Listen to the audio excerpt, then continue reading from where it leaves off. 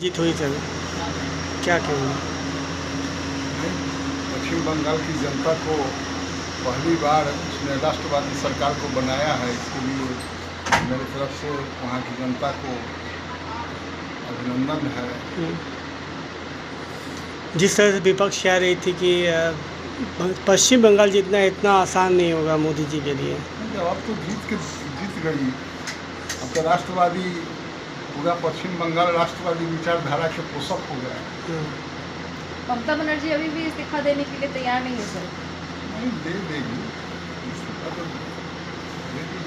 बोलिए हम राज्यपाल के पास नहीं जाएंगे, इस्तीफा नहीं सौंपेंगे, जीत जो है छल से किया गया है। हाँ दीदी दूसरा क्या करें, इतना बहुमत 15 वर्षों से उनकी सरकार और वहाँ की जनता ने उनको इस बार किनारा किया है, ये स्वाभाविक है। कल पीएम आ रहे हैं सर, क्या कुछ कहेंगे?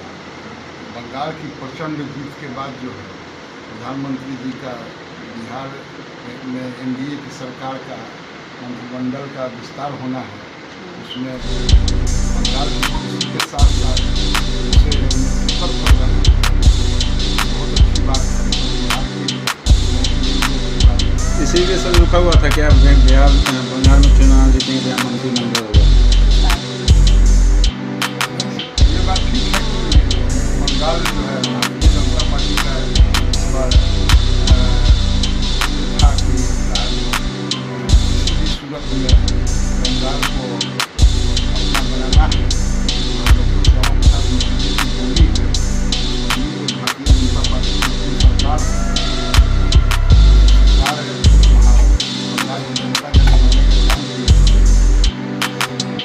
सर इस बार एक सबसे चर्चा का विषय रहा झालमुड़ी। क्या लगता है झालमुड़ी का आम लोगों को से प्रधानमंत्री इमोशनली टच हो गए, ऐसा क्या बात हो गया झालमुड़ी की बात?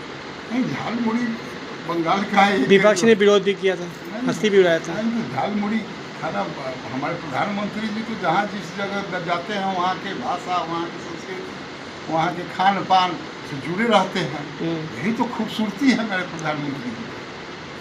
जनता ने सर इस बार क्या देखा, क्या सोचा कि 20 साल 15 साल की सरकार को वोट ना देकर के इस बार हिंदुत्व और बीजेपी पर अपना भरोसा देता है? हाँ, बंगाल की जनता ने राष्ट्रवादी सरकार को बनाना चाहा, राष्ट्र सर्वोपरि, इस बात को लोगों ने स्वीकार किया। बंगाल के लोग जो लोग नौकरी के लिए पलायन करना पड़ता था, वही बंगाल था कि जहाँ बंगाल लोगों को रोजगार देता था।